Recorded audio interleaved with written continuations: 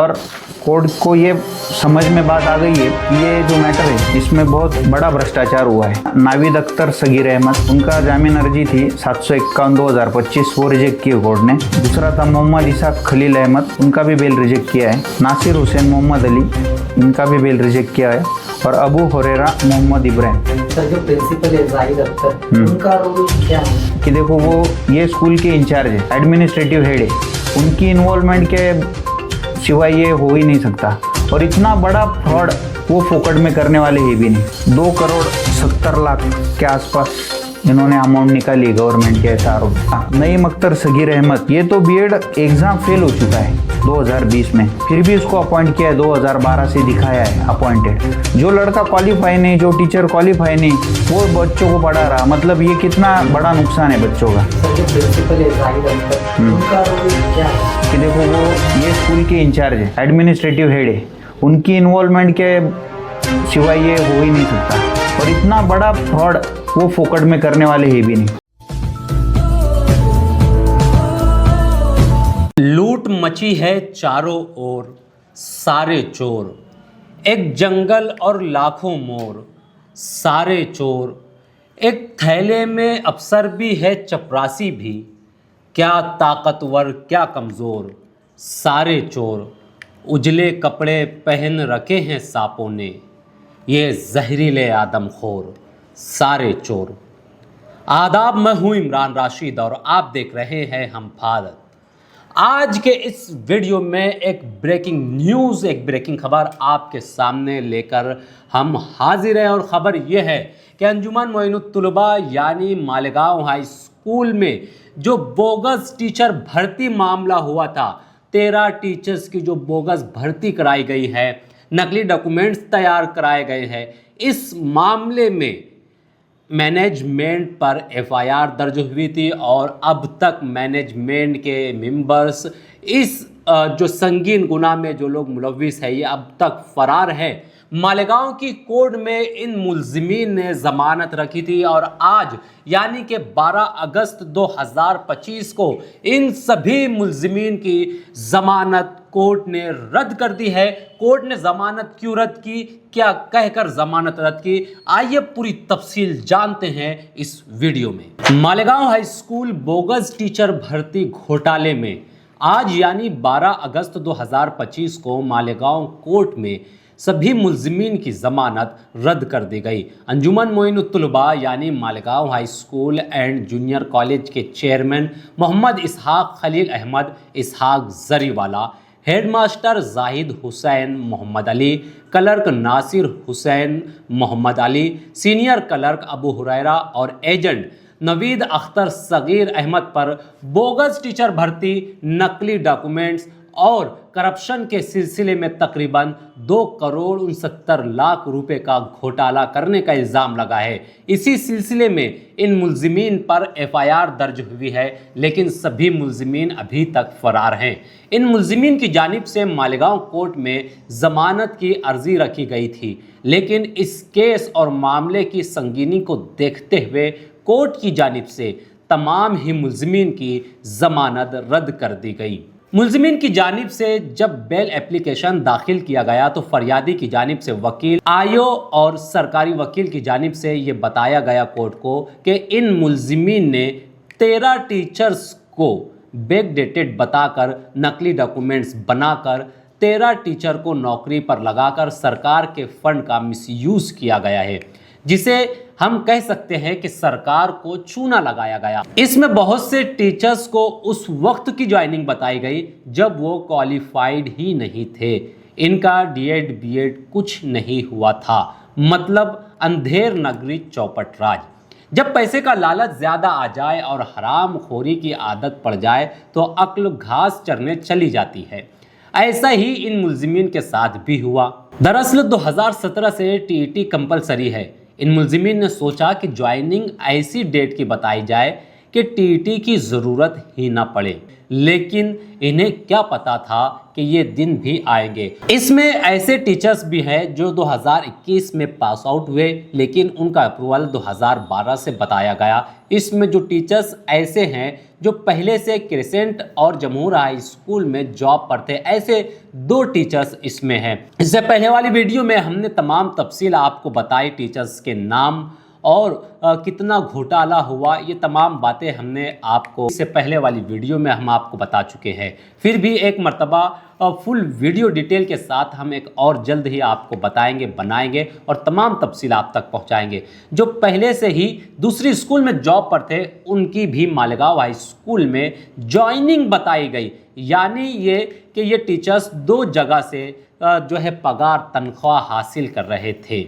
इस पूरे मामले में फरियादी के वकील की जानिब से कोर्ट को बताया गया कि जो बोगस डॉक्यूमेंट बनाए गए हैं, ये एजुकेशन ऑफिसर्स और एजुकेशन ऑफिस के मुलाजमीन की मदद के बगैर नहीं बन सकते। इस मामले में एजुकेशन ऑफिस के कर्मचारी ऑफिसर्स के अलावा और लोग भी इस संगीन गुनाह में शामिल हो सकते हैं। फरियादी के वकील ने कोर्ट से रिक्वेस्ट की कि और भी मुलजिमीन के नाम मालूम करने के लिए, नकली डॉक्यूमेंट्स कहां बनाए गए ये मालूम करने के लिए मुलजिमीन की कस्टडी की ज़रूरत है। फरियादी के वकील ने जज के सामने मुंबई हाई कोर्ट के 2 जजमेंट भी रखे। कोर्ट ने दोनों ही जजमेंट को मानते हुए कोर्ट ने कहा कि जो 13 टीचर्स को बैकडेटेड बताया गया है, उन टीचर्स के एजुकेशन ऑफिसर्स की यूडाइस पर भी कोई डिटेल मौजूद नहीं है। कोर्ट ने ये भी माना कि नकली डॉक्यूमेंट्स तैयार करके 13 टीचर्स को अप्रूवल किया गया और फ़र्क की रकम भी निकाली गई। कोर्ट ने कहा कि यह सीरियस मामला है कि बोगस डॉक्यूमेंट्स बनाकर सरकार को धोखा दिया गया। टीचर्स को नौकरी पर लगाने के लिए भी पैसे लिए गए होंगे और जो फ़र्क की रकम वगैरह निकाली गई, इसमें भी हिस्सा लिया गया होगा। इसलिए इनकी कस्टडी ज़रूरी है ताकि मज़ीद नाम सामने आ सके और इन्वेस्टिगेशन ऑफिसर को भी इन्वेस्टिगेशन करने में आसानी हो।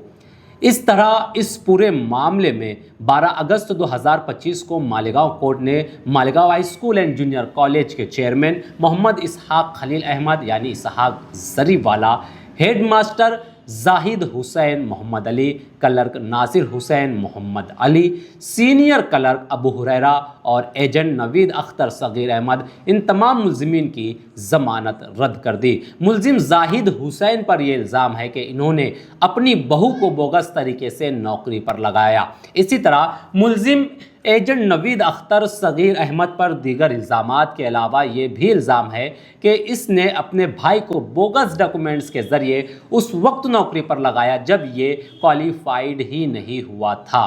देखिए इस पूरे मामले की तफसील फरियादी के वकील की ज़ुबानी। देखियो, वो मैटर में जो मूल फिरियादी थी जैनब बाप मोहम्मद, इन्होंने फरियाद दी थी वो संस्था के खिलाफ। उस हिसाब से वो संस्था में जो 2 लिपिक कार्यरत थे वो और जो संस्था के चेयरपर्सन है वो और उनके अलावा जो प्राचार्य है उन्होंने बेल एप्लीकेशन दाखिल की थी और एक जो एजेंट था नाविद करके उसका भी बेल दाखिल था। आज कोर्ट वो एप्लीकेशन पे सुनवाई होके कोर्ट ने वो बेल एप्लीकेशन आज चारों रिजेक्ट की है और कोर्ट को ये समझ में बात आ गई है कि ये जो मैटर है इसमें बहुत बड़ा भ्रष्टाचार हुआ है। जो 13 टीचर्स इन्होंने गैर कानूनी तरीके से अपॉइंट किए थे उनका पेमेंट निकाला हुआ है। ये सब बात कोर्ट ने कंसिडर करके ये चारों लोगों का बेल रिजेक्ट किया है। चारों के नाम क्या है सर? चारों, एक बेल दाखिल किया था नाविद अख्तर सगीर अहमद, उनका जामीन अर्जी थी 751/2025, वो रिजेक्ट की कोर्ट ने। दूसरा था मोहम्मद इसहाक खलील अहमद, उनका भी बेल रिजेक्ट किया है। नासिर हुसैन मोहम्मद अली, इनका भी बेल रिजेक्ट किया है और अबू हुरैरा मोहम्मद इब्राहिम, इनके ऊपर कुल कितने अमाउंट का घोटाले का आरोप है? इनके ऊपर लगभग 2,70,00,000 के आसपास इन्होंने अमाउंट निकाली गवर्नमेंट के, ऐसा आरोप है। और सबसे ज़रूरी बात यह है कि ये मुद्दा पहले ही विधानसभा में उछल चुका है। ये बारे में गवर्नमेंट ने एक कमेटी भी फॉर्म की है, उसके खिलाफ ये संस्था हाईकोर्ट में भी गई थी। हाईकोर्ट ने उस मामले में कोई भी स्टे नहीं दिया है और वो मामले में जो सेक्रेटरी एजुकेशनल डिपार्टमेंट के उन्होंने ऑन एफिडेविट हाईकोर्ट पे रिप्लाई दिया है और उन्होंने जो इन्वेस्टिगेशंस उनके डिपार्टमेंट से हुए वो भी उन्होंने देखे और हाईकोर्ट में बोला है कि ये मैटर में बहुत बड़ा भ्रष्टाचार हुआ है। और आपके फिरियादी की तरफ से आपने कौन से मुद्दे रखे उनके सामने? हमने यही रखा था कि ये बहुत बड़ा भ्रष्टाचार है और सबसे ज़रूरी बात ये है कि उन्होंने ऐसे टीचर भर्ती किए जो क्वालिफाइड नहीं थे। एक जो था नईम अख्तर सगीर अहमद, ये तो बीएड एग्ज़ाम फेल हो चुका है 2020 में, फिर भी उसको अपॉइंट किया है, 2012 से दिखाया है अपॉइंटेड। उसका 3 टाइम्स सैलरी विड्रॉ की है गवर्नमेंट से। और बहुत सारे ऐसे कि तो वो दूसरे स्कूल में ऑलरेडी वर्किंग में थे, उनको भी यहाँ पे वर्किंग दिखाया है और उनकी भी सैलरी इन्होंने ली है। तो ये सब मुद्दे कोर्ट ने देखे। और सबसे ज़रूरी बात, ये सिर्फ गवर्नमेंट की चीटिंग नहीं है, या जो लेडीज़ ने कंप्लेंट की उसकी चीटिंग नहीं है, ये जो बच्चे वहाँ पे पढ़ रहे हैं उनकी बहुत बड़ी चीटिंग है।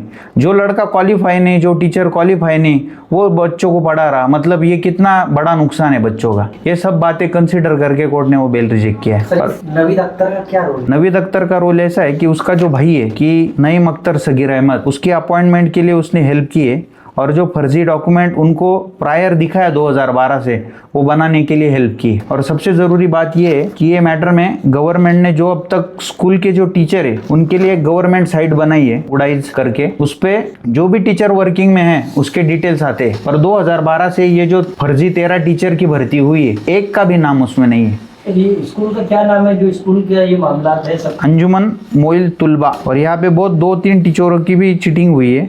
उनके साथ जो एक टीचर थी सीमा तरन्नुम निहाल अहमद, उसकी भी चीटिंग हुई।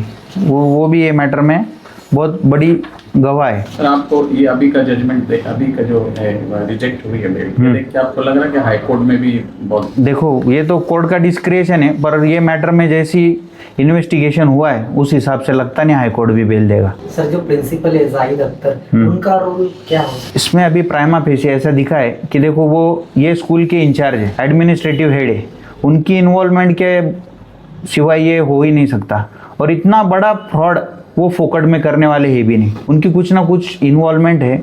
और सबसे ज़रूरी बात ये है कि उन्होंने उनकी जो जाहिदा हुसैन मोहम्मद अली, ये सुन भाई उनकी बहू है, उसको भी अपॉइंट किया उन्होंने, उसका भी पेमेंट निकाला है। सर, इसमें हुकूमत से फ्रॉड करने के अलावा टीचर्स से भी कुछ डोनेशन का मामला है? यस, वो फरियाद में ऐसे लिखा है कि वो उनको प्रमोट करने के लिए उनसे 5-5 लाख रुपए मांगे गए थे और वो 5 लाख रुपए ये नहीं दे पाए, इसलिए इन्होंने फर्जी कागज बनाए और 13 लोगों को बैक डेटेड अपॉइंटेड दिखाया और उनकी 2012 से जो पेंडिंग उनका सैलरी बाकी दिखा के वो पैसे निकाले। सबसे ज़रूरी बात ये है कि गवर्नमेंट से चीटिंग हुई है, ये जो टीचर टीचिंग कर रहे हैं उनसे चीटिंग हुई है, पर सबसे ज़्यादा बड़ी चीटिंग वो जो बच्चे वहाँ पढ़ रहे उनसे हुई है। वहाँ उनको जो पढ़ाएगा आगे चल के वो बिल्कुल क्वालिफाइड नहीं है, तो बच्चों का बहुत ज़्यादा नुकसान है। सर, इसमें आरोपी लेकिन मिल नहीं पा रहे पुलिस को, अभी तक पुलिस ने एक भी आरोपी को पकड़ा है, तो कैसे इन्वेस्टिगेशन? अभी देखो, यह हर एक आदमी का राइट है कि अगर उसको लगा कि मैं अरेस्ट होने वाला हूँ तो बेल के लिए अप्लाई कर सकता। वो इन्वेस्टिगेशन इन प्रोग्रेस है, अगर पुलिस को लगे तो अभी वो अरेस्ट हो सकते हैं। अगर आपने अभी तक हमारे चैनल हम भारत को सब्सक्राइब नहीं किया है तो ज़रूर सब्सक्राइब करें और हमारे साथ बने रहे। इस पूरे मामले पर आप क्या कहते हैं, आप क्या सोचते हैं, आपकी क्या राय है, हमारे कमेंट बॉक्स में अपनी राय ज़रूर दें।